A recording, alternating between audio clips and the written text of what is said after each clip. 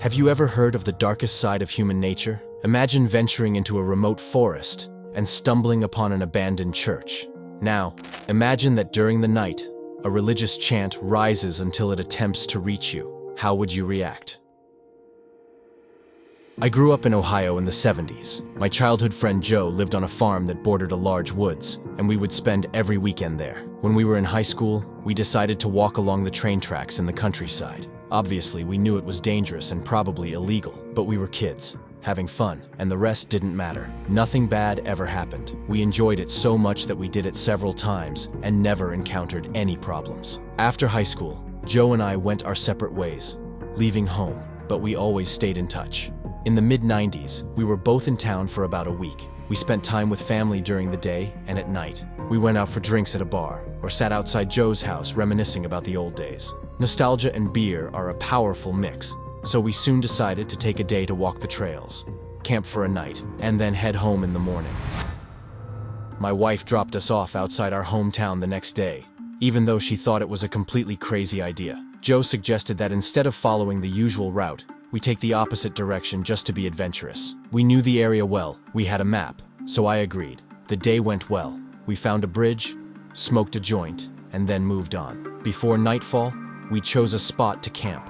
It was a dense area of trees on every side, so it felt like being in a dark tunnel for miles. Before falling asleep, we surveyed the perimeter. It was what we used to do as kids. We walked up a small hill. We thought that if we didn't see anything from the top, we would be fine. But when we reached the top, we saw an old building in the distance, barely visible. We both assumed it was a small woodworking shop or something like that.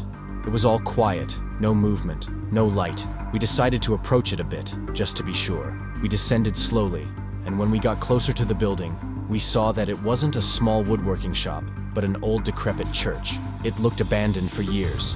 It was a small building. The wooden planks were black due to years of moss and rot. A cross still stood on top of the building miraculously. The windows had no glass, and there were no doors, just open entrances.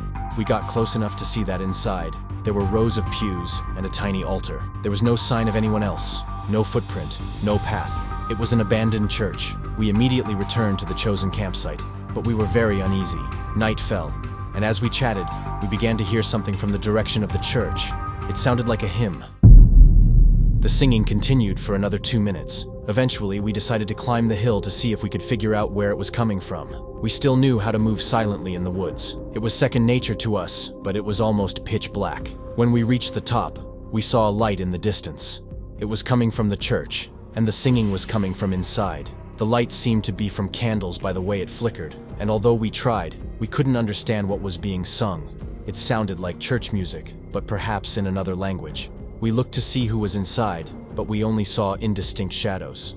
We had no intention of getting closer. The singing continued for a while, and then stopped when a powerful male voice started singing.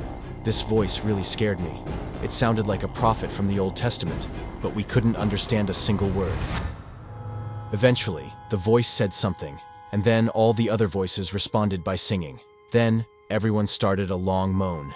It became so loud and so disturbing that I covered my ears. Joe put a hand on my shoulder and whispered, "They're coming out." We saw a row of figures coming out of the open entrance, holding hands, one behind the other. We could see that some of them had torches and started singing again. We went back to our campsite, grabbed our things, and ran towards the tracks. After a few minutes, we stopped, looked back, and saw lights coming down the hill. The torches were moving irregularly, as if whoever was holding them was shaking them. We continued to run as fast as we could until we stopped seeing the lights and reached the road. We headed as quickly as possible to a small town about 15 minutes away, and when we arrived at a gas station, I called my wife to come pick us up. My wife and other friends all thought it was kids having fun and teased us about it, but I heard those voices, and they certainly didn't sound like kids. It was the most unsettling experience of my life.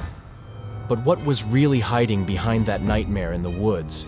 There are those who claim that it was just a bad joke. Others believe that it was a drug-induced hallucination, while some speculate that behind all this there is a dark satanic ritual. And you, what do you think? Share your opinion in the comments below the video and let me know if you want to see more videos like this.